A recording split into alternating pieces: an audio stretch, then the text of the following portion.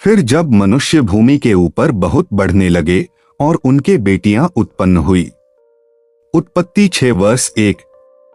तब परमेश्वर के पुत्रों ने मनुष्य की पुत्रियों को देखा कि वे सुंदर हैं, सो उन्होंने जिस जिसको चाहा उनसे ब्याह कर लिया। उत्पत्ति 6:2। और यहोवा ने कहा, मेरा आत्मा मनुष्य से सदालों विवाद करता न रहेगा, क्योंकि मनुष्य भी शरीर ही है, उसकी आयु 120 वर्ष की होगी।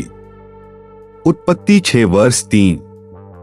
उन दिनों में पृथ्वी पर दानव रहते थे, और इसके पश्चात जब परमेश्वर के पुत्र मनुष्य की पुत्रियों के पास गए तब उनके द्वारा जो संतान उत्पन्न हुए वे पुत्र शूरवीर होते थे, जिनकी कीर्ति प्राचीन काल से प्रचलित है। उत्पत्ति 6:4। और यहोवा ने देखा कि मनुष्यों की बुराई पृथ्वी पर बढ़ गई है, और उनके मन के विचार में जो कुछ उत्पन्न होता है सो निरंतर बुरा ही होता है। उत्पत्ति 6:5। और यहोवा पृथ्वी पर मनुष्य को बनाने से पछताया, और वह मन में अति खेदित हुआ। उत्पत्ति 6:6। तब यहोवा ने सोचा कि मैं मनुष्य को जिसकी मैंने सृष्टि की है पृथ्वी के ऊपर से मिटा दूंगा, क्या मनुष्य, क्या पशु, क्या रेंगने वाले जंतु, क्या आकाश के पक्षी, सबको मिटा दूंगा, क्योंकि मैं उनके बनाने से पछताता हूँ। उत्पत्ति 6:7। परंतु यहोवा के अनुग्रह की दृष्टि नूह पर बनी रही। उत्पत्ति 6:8। नूह की वंशावली यह है। नूह धर्मी पुरुष और अपने समय के लोगों में खरा था, और नूह परमेश्वर ही के साथ साथ चलता रहा। उत्पत्ति 6:9। और नूह से शेम और हाम और येपेत नाम 3 पुत्र उत्पन्न हुए। उत्पत्ति 6:10। उस समय पृथ्वी परमेश्वर की दृष्टि में बिगड़ गई थी और उपद्रव से भर गई थी। उत्पत्ति 6:11।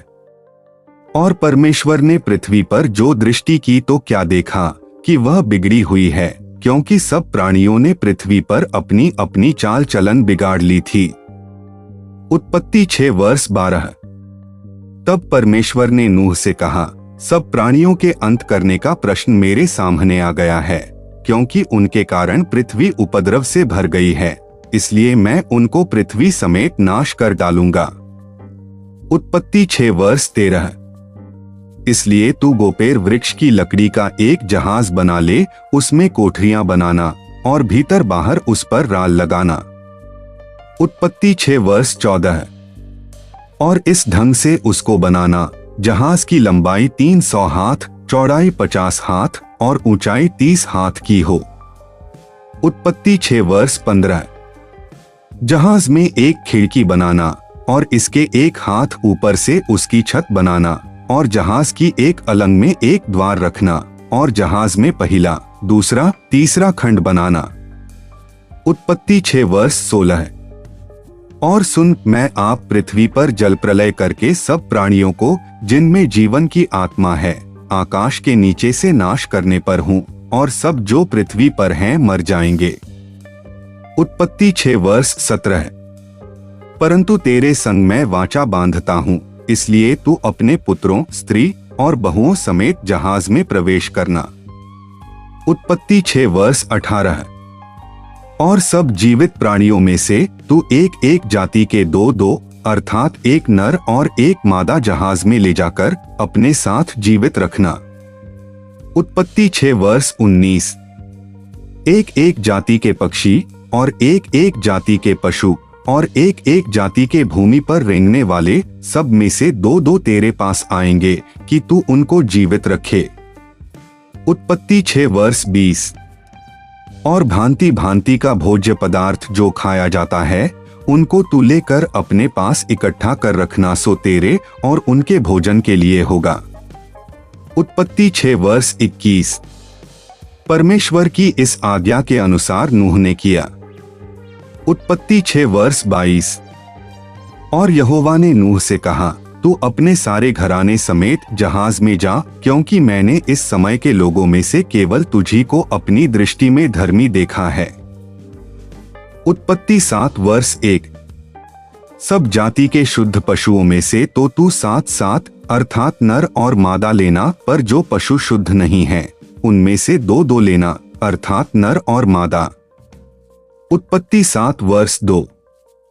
और आकाश के पक्षियों में से भी 7 अर्थात नर और मादा लेना, कि उनका वंश बचकर सारी पृथ्वी के ऊपर बना रहे। उत्पत्ति 7 वर्ष 3। क्योंकि अब 7 दिन और बीतने पर मैं पृथ्वी पर 40 दिन और 40 रात तक जल बरसाता रहूंगा, जितनी वस्तुएं मैंने बनाई हैं सबको भूमि के ऊपर से मिटा दूंगा। उत्पत्ति 7 वर्ष 4। यहोवा की इस आज्ञा के अनुसार नूह ने किया। उत्पत्ति 7 वर्ष 5। नूह की अवस्था 600 वर्ष की थी जब जल प्रलय पृथ्वी पर आया। उत्पत्ति 7 वर्ष 6। नूह अपने पुत्रों, पत्नी और बहुओं समेत जल प्रलय से बचने के लिए जहाज में गया। उत्पत्ति 7 वर्ष 7। और शुद्ध और अशुद्ध दोनों प्रकार के पशुओं में से पक्षियों। उत्पत्ति 7 वर्ष 8। और भूमि पर रेंगने वालों में से भी दो अर्थात नर और मादा जहाज में नूह के पास गए, जिस प्रकार परमेश्वर ने नूह को आज्ञा दी थी। उत्पत्ति 7 वर्ष 9। 7 दिन के उपरांत प्रलय का जल पृथ्वी पर आने लगा। उत्पत्ति 7 वर्ष 10। जब नूह की अवस्था के 600वें वर्ष के दूसरे महीने का 70वां दिन आया, उसी दिन बड़े गहीरे समुद्र के सब सोते फूट निकले और आकाश के झरोखे खुल गए। उत्पत्ति 7 वर्ष 11। और वर्षा 40 दिन और 40 रात निरंतर पृथ्वी पर होती रही। उत्पत्ति 7 वर्ष 12। ठीक उसी दिन नूह अपने पुत्र शेम, हाम और येपेत और अपनी पत्नी और तीनों बहुओं समेत। उत्पत्ति 7 वर्ष 13। और उनके संग एक जाति के सब बनैले पशु और एक जाति के सब घरेलू पशु और एक जाति के सब पृथ्वी पर रेंगने वाले और एक जाति के सब उड़ने वाले पक्षी जहाज में गए। उत्पत्ति 7 वर्ष 14। जितने प्राणियों में जीवन की आत्मा थी उनकी सब जातियों में से दो नूह के पास जहाज में गए। उत्पत्ति 7 वर्ष 15। और जो गए वह परमेश्वर की आज्ञा के अनुसार सब जाति के प्राणियों में से नर और मादा गए। तब यहोवा ने उसका द्वार बंद कर दिया। उत्पत्ति 7 वर्ष 16।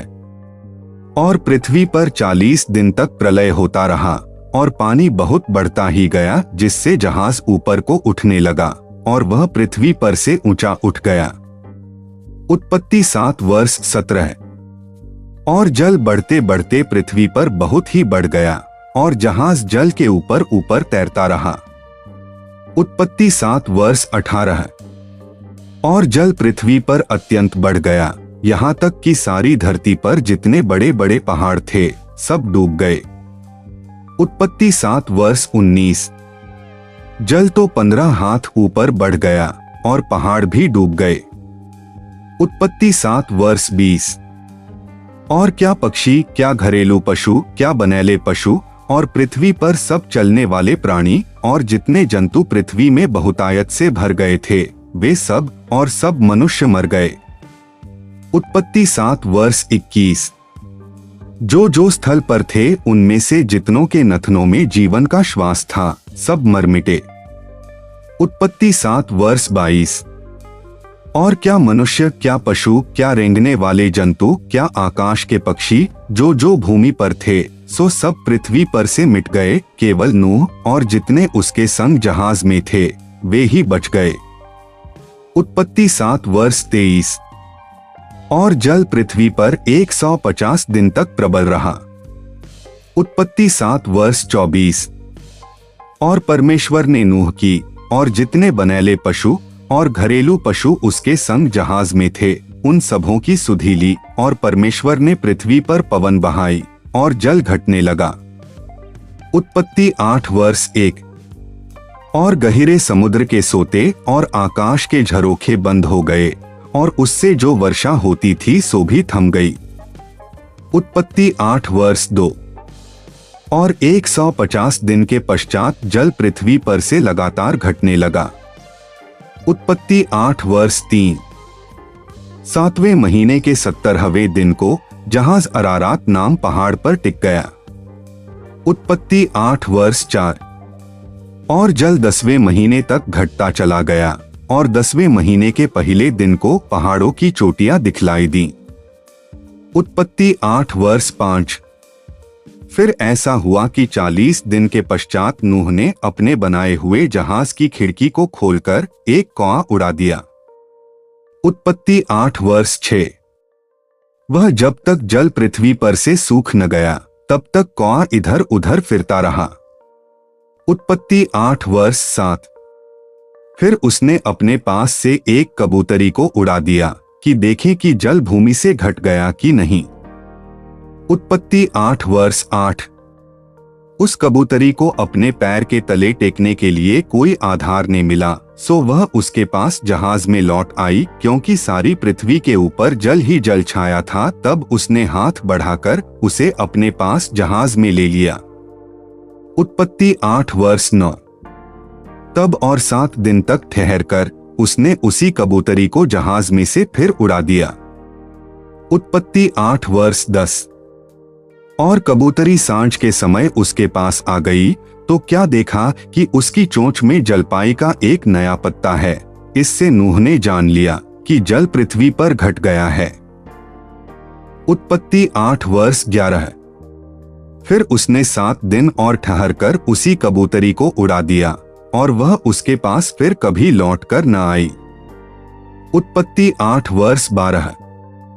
फिर ऐसा हुआ कि 601 वर्ष के पहले महीने के पहले दिन जल पृथ्वी पर से सूख गया।